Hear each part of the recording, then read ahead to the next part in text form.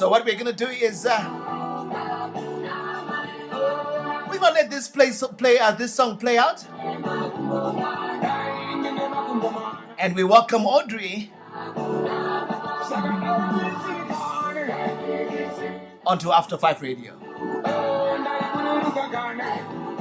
Well, ladies and gentlemen, she is here, and let's welcome her with a loud round of applause, ladies and gentlemen.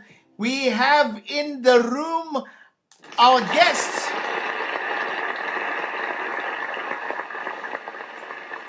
Thank you, Coach Taff. You're too kind. Well, thank you so much for joining us, Audrey. It is such an honor to have you, and thank you so much for your patience. We were seeming to be getting a little challenge there connecting, but we're excited that you could join us. Welcome, Audrey. Thank you once again. And you know, patience is a virtue. So yeah, I was patient. Thank you very much. So who's Audrey? Audrey is a marketer by profession. My 9-to-5 job is in a hardware store in Zimbabwe, and I'm a mother to 3 girls. I love God, and I'm just passionate about life. That's me. But you know what, Audrey? Have you ever heard a Zimbabwean say they don't love God? I'm just saying. I mean, it's almost like the whole clan is going to be set down. Guys, where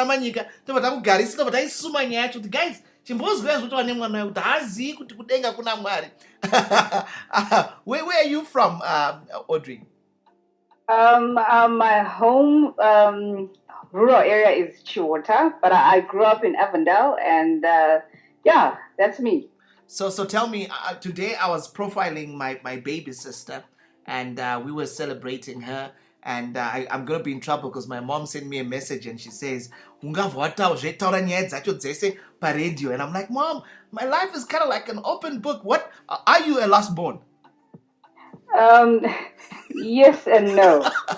Okay, now explain how you can say yes and no. Okay, so in my mom's family, I'm the last born, and then my dad married another wife, and I'm the third born. He had 3 other kids after that. So yeah. So you are yes and no. So that's pretty cool. So anyway, you wrote a book, and that's the book we want to profile today. It's got a very, very interesting title. Life Will Humble You. I mean, Audrey, that's scary. Why would you, before you even go into the book, what was the inspiration behind it? Well, the inspiration is, I don't know, maybe you haven't been humbled by life, but everyone I know has been humbled by life in the smallest way possible, and for some in the biggest way possible. It happens. You think you've got a plan, and then it doesn't happen according to that plan. So that's when the humbling comes into effect. So ultimately, you become a better person after that whole incident. Wow. So what did you do first? Did you come up with the title first, or you went into what this? I believe when I read this book before I got to meet you. I came to your book launch, by the way. I came to your book launch, and I went around the back. I came in late, and I didn't want anybody to see me, and I sat at the back. And when it was time for the book signing, I went straight to the book counter, and your daughter was there. She was making sure that everything was moving, and I just paid. I was wearing a hat, and I snuck out. And then I read your book, and I couldn't put this book down. And then I got to meet you. In actual fact, we actually haven't met face to face, but we've been talking on the social media platforms. And then you see, I can't even say it because I cannot believe that this is a fictitious book. Hello, Audrey, are you there? So, guys, I'm just saying that as Audrey tries to log back in, is that when I read this book, and to this very day, when I read books, I take some time to, go through slowly. This is one of those books I failed to put down. And when the first time I got to interact with Audrey, the first thing I asked her was, so tell me the story behind the story. Because I couldn't believe it. So Audrey, you're back. We can hear you now. All right. I was saying to answer your first question, I did think of the title first before I actually wrote the book. So the title was always there because, I just thought, you know what, let me put this to pen and paper, and then I'd come up with a story concept which fits the title. So that's what I did. So I guess you didn't hear what I was saying then. I was saying that when I got your book, I came home and started going through the pages, and it's one of those books. This year, I must say, I'm gonna say this, and I'm not afraid to say this, but this has been one of my very best reads. It's in my top 3 best reads this year. And when I interacted with you, I remember the first question I asked you was, "Tell me the story behind the story," and you said it was a fictitious book.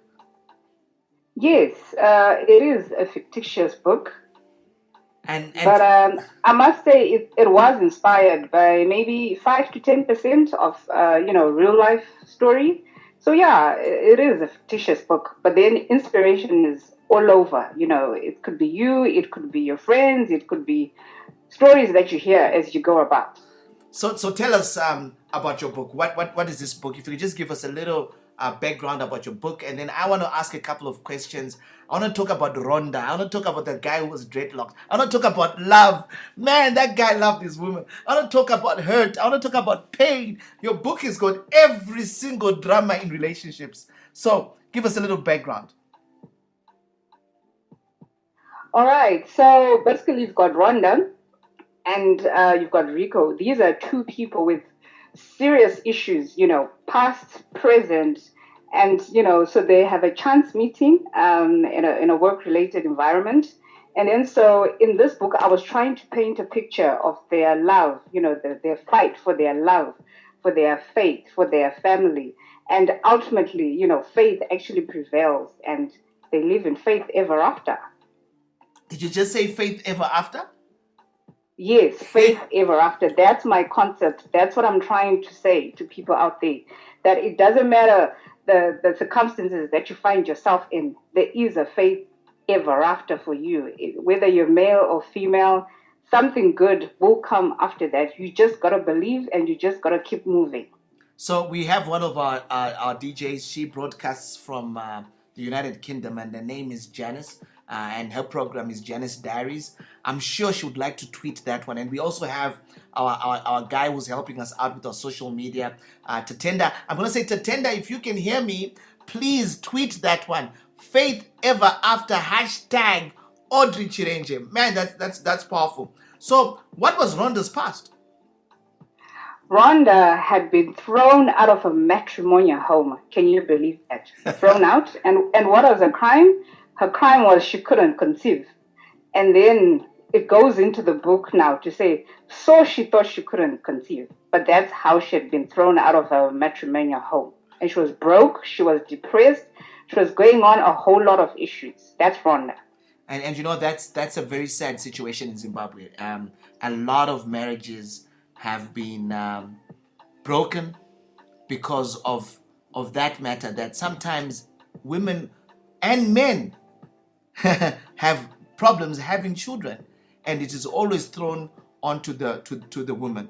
And what was Rico's problem? Rico, oh my gosh. I mean, he comes from a Christian background. I mean, his parents are pastors, mega church founders in Zimbabwe. But then this guy has been to jail. Can you imagine that? And then if you just look at him, he doesn't fit the whole correct social profile. The guy sports dreadlocks, and he's had a past drinking, partying. And on top of that, he's an entertainment manager. That is job. So that means he hangs around in all these circular classes, which is just not acceptable for a pastor's son. Oh my gosh. And so I really like, let's just take a step back from the story, because the story is powerful, and I'll let you continue. But your style of writing, Audrey, your style of writing is one of those urikunyora ombotisia or introduce mwenyaya omboicheta oenda kuneimwe, and we're like, come on, but when you keep going, and that's why I couldn't put it down, because I wanted to know more. And I'm not that kind of guy who reads quickly past and tries to find out, because even if you try, You wonder what happened in the past. So you want to go back to the pages. Tell me about your style of writing.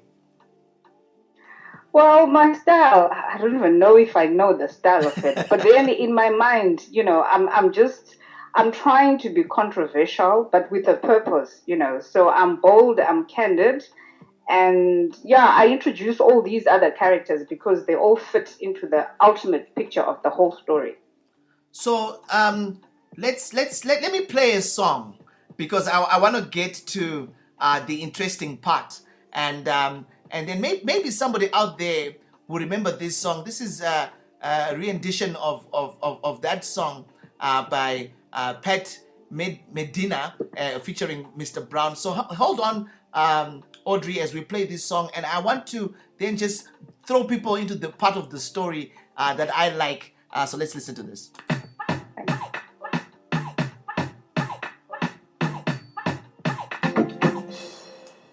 And those are our brothers doing the very most in South Africa, from South Africa to the world.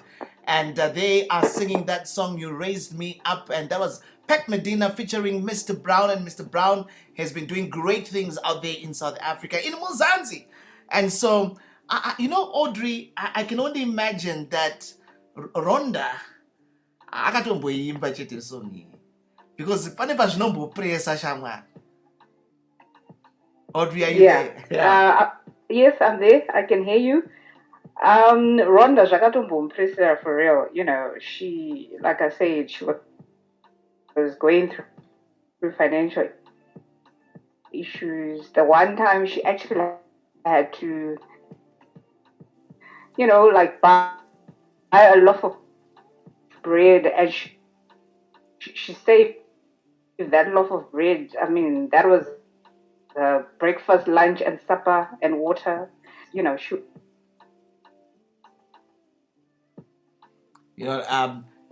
Audrey's audio is coming in and out, but we are going to be very patient because indeed sometimes life will humble you.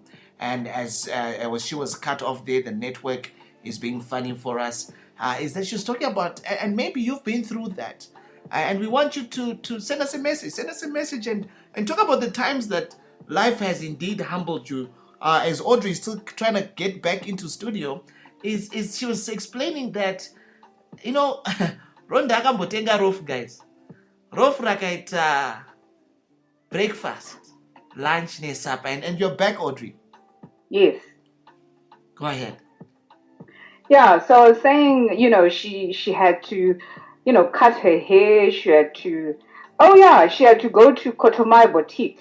That's our boutique here in Zim, where you go and buy hold on. clothes. Hold on.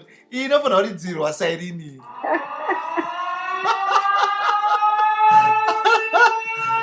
Oh my gosh. Did you say Kotomai? What did you call it? Kotomai Boutique. Where is that?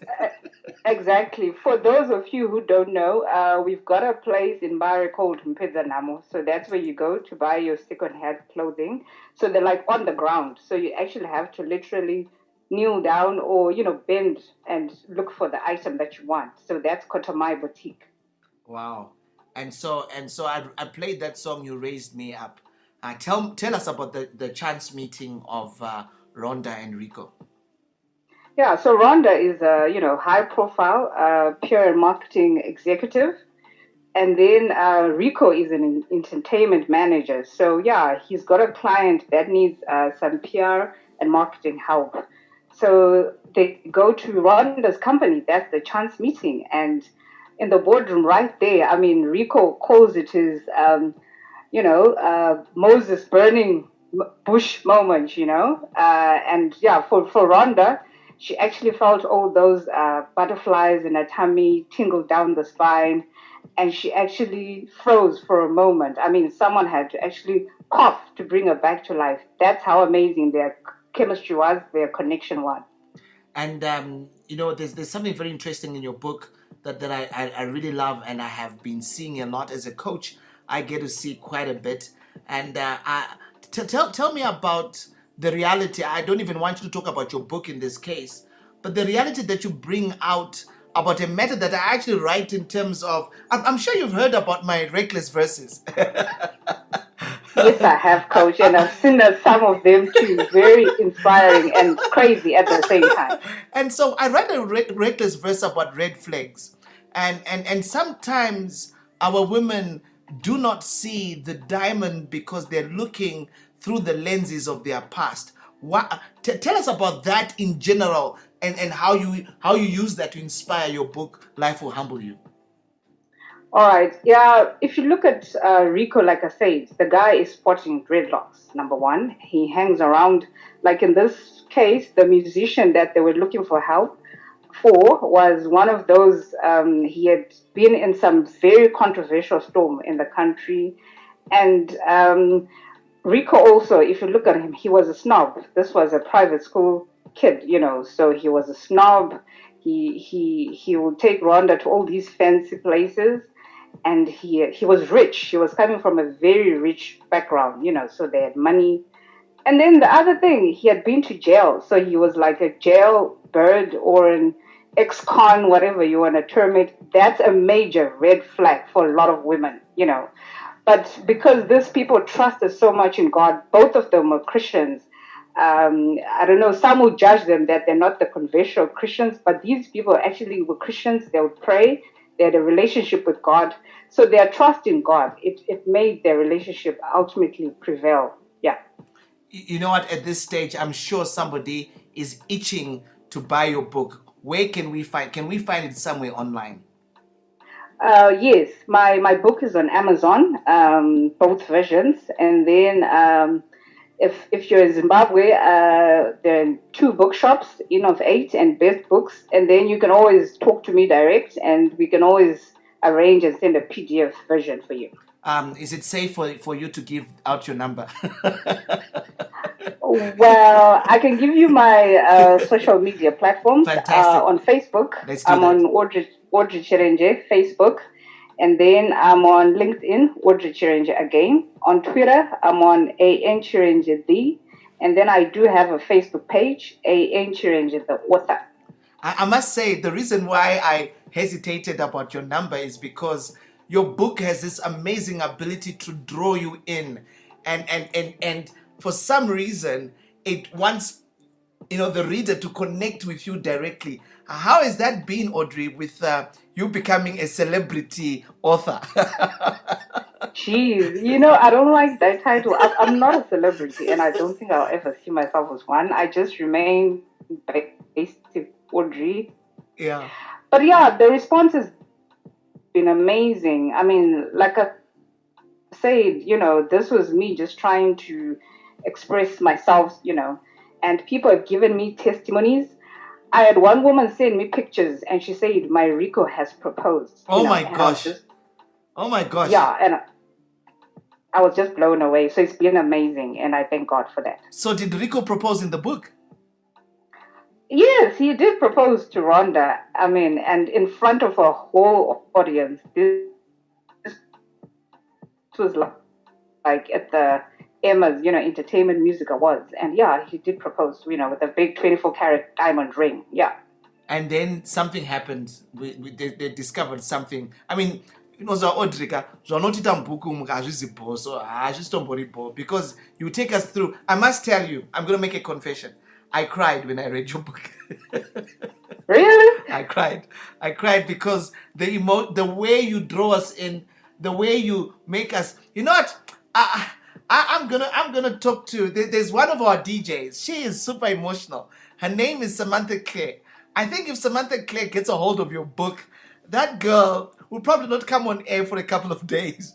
Actually, I'm gonna make sure that she gets a copy and that she reads it only over the weekend, because that's how amazing your book was. I mean, I'm a guy and I cry. That's not cool for me to even say it on national radio. International. This is not national. This is international radio.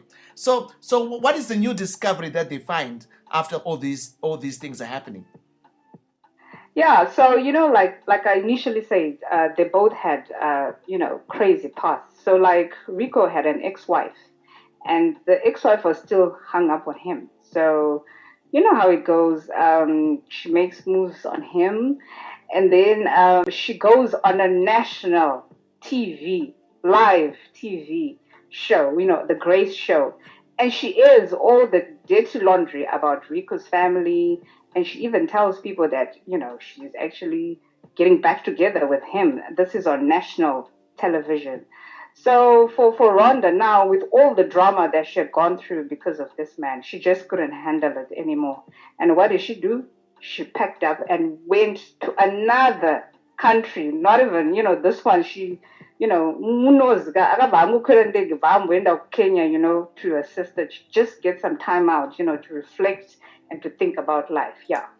Well, that's very, very, very interesting. And with that, I'm going to play a song by Brian Nira. And there's something that is also brewing on the side, Rhonda. And here's a song that will probably set you up for what's going to happen next as you narrate your amazing story.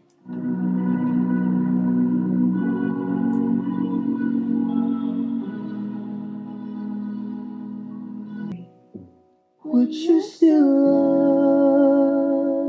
love me? So Samantha was live a few hours earlier before I came on, and Audrey, she was talking about self-love. And indeed, there was a season where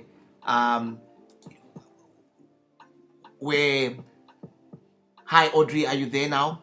I hope you can hear me. I can hear you, Coach Taff. Thank you. Fantastic. So I hope you listened to the whole song. But we're talking about the song, Brian Nira, Would You Still Love Me? And Rhonda went through a season where she didn't love herself. She looked at herself as a misfit and all of that. That was tough. Definitely, it was tough. And that's why this book for me is so interesting in the sense that, you've got Rhonda, society has dealt her a heavy blow. She's lost her confidence. She's lost her money. The ex-husband has stolen her money. She's lost everything, her place in society. I mean, as people view life here and them. And so, but then here comes this man, and he sees her and he has a light bulb moment and he goes against all the odds just to be with her. So that's how come this book is so amazing. So tell me, with all your life experiences, with all this amazing content that you create, your language in it, the way you draw us in, what sort of advice would you give somebody who seems or thinks they've lost everything? Arambwa, guys, how should people deal with that? Yeah, as the slang in the streets go by,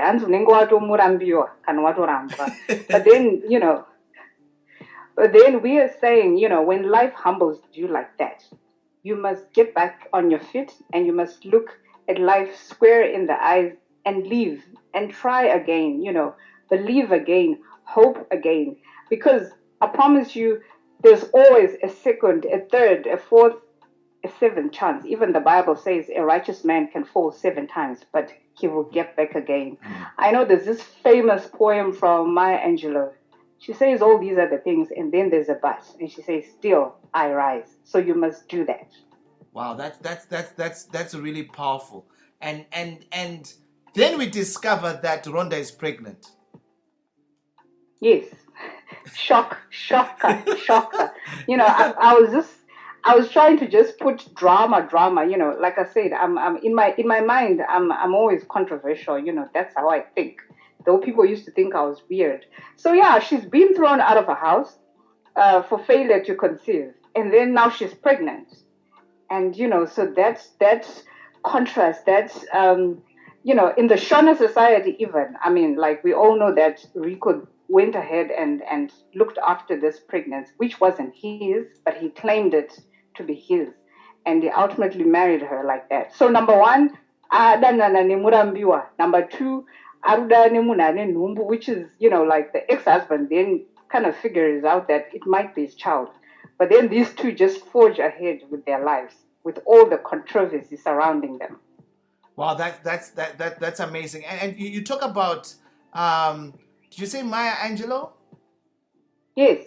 Well, she was a powerful woman, and And indeed, sometimes we have to look at life like that. Let me see if I can find something from her, and maybe I can allow us to listen into what she really says in that particular Everyone thing. in the There she world goes. has gone to bed one night or another with fear or pain or loss or disappointment. And yet each of us has awakened, arisen, somehow made our ablution, seen other human beings, and said, "Morning, how are you? Fine, thanks, and you?" It's amazing. Wherever that abides in the human being, there is the nobleness of the human spirit. Despite it all, black and white, Asian, Spanish, Native American, pretty, plain, thin, fat, vowed or celibate, we rise. You may write me down in history with your bitter, twisted lies. You may trod me in the very dirt, but still like dust, I'll rise. Does my sassiness upset you? Why are you beset with gloom? Just 'cause I walk as if I have oil wells pumping in my living room. Just like suns and like moons, with the certainty of tides, just like hope springing high, still I rise. Did you want to see me broken?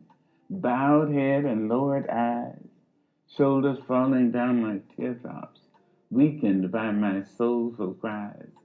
Does my sassiness upset you? Don't take it so hard just 'cause I laugh. As if I have gold mines digging in my own backyard. You can shoot me with your words. You can cut me with your lies. You can kill me with your hatefulness. But just like life, I rise. Does my sexiness offend you? Oh, does it come as a surprise that I dance as if I have diamonds at the meeting of my thighs? Out of the huts of history's shame I rise. Up from a past rooted in pain I rise. A black ocean leaping and wide, welling and swelling, I bear in the tide. Leaving behind nights of terror and fear, I rise. Into a daybreak miraculously clear, I rise. Bringing the gifts that my ancestors gave. I am the hope and the dream of the slave. And so, naturally,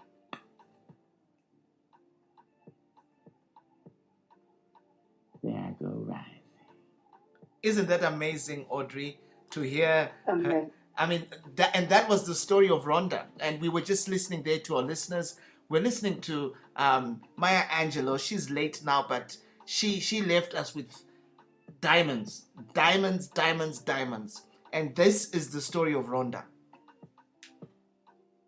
That's correct. And Maya Angelou was wisdom, wisdom personified. Yeah. Yeah, and so what about the backlash from the family when they finally discovered that she's pregnant? Well, for Rico's family, I mean, like I said, he had an ex-wife, he'd had, affairs. So the father, I mean, he's a pastor. He's like, I told you in this family we court for marriage, and now you've got to go pregnant. He got some serious backlash, but then he stuck to his guns. He didn't reveal that he wasn't even the father. Gosh, he hadn't even slept with her at that point, but he took all the backlash for her. True love right there. Oh my gosh, is that kind of love still out there, Audrey? I believe so. I mean, I remember one of my friends saying, "Ah, Rico wakomkomana wembuka, hakuna vakomana vakadai." But I promise you, I see stories, I hear stories all over. It might not be exactly the actions that Rico did, but there's so many people doing extra amazing things, sacrificing themselves for the sake of the love. It's still there. It does exist. Wow, super, super, super exciting. And so let's just listen to one more song, and then when we come back, you can close this out and tell us a little bit more, and you also tell us whether or not you are writing some more, And this is a song by Gemma Griffins, and it's a rendition of one of Winky D's songs. Let's listen to this.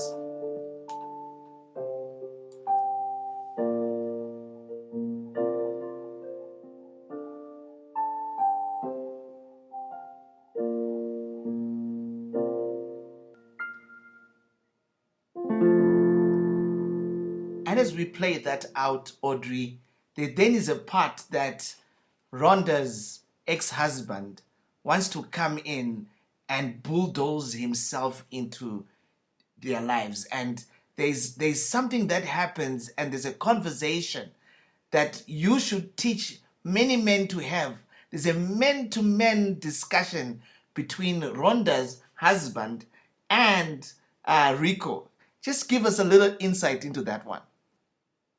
Well, that one, yeah, it's a bit funny. Well, basically, Rico told this guy that, you know what, listen up, you punk, you do not call my wife ever again.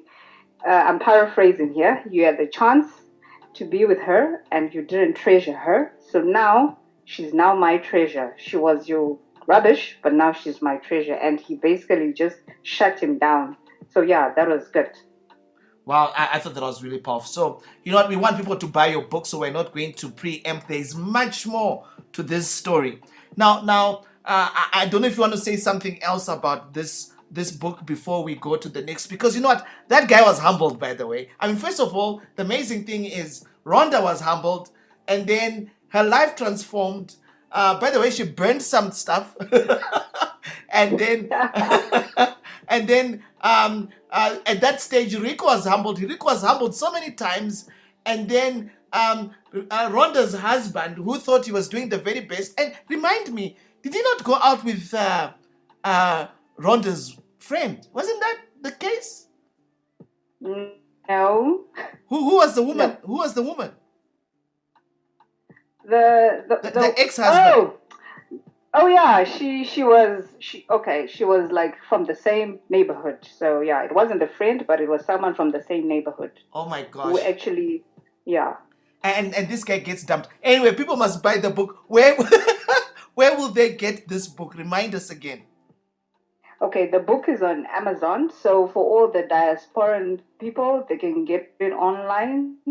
And then I've got my social media pages: Facebook, Audrey Chirenje; LinkedIn, Audrey Chirenje; Twitter, I'm on A.N. Chirenje D. And then my Facebook page is A.N. Chirenje, the author. So for some reason, if you can't get an Amazon copy, I can always send you a PDF, because we're trying to make sure that as many people out there can read the book. Yeah. Fantastic. So is there anything else you'd like to talk about before I ask about your next writings and what we can expect from you? Would you like to say anything more about Life Will Humble You?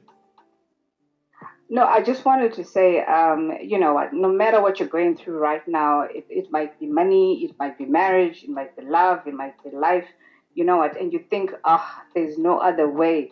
This is rock bottom. I can't get back up from this. I just want to say to you, you know what?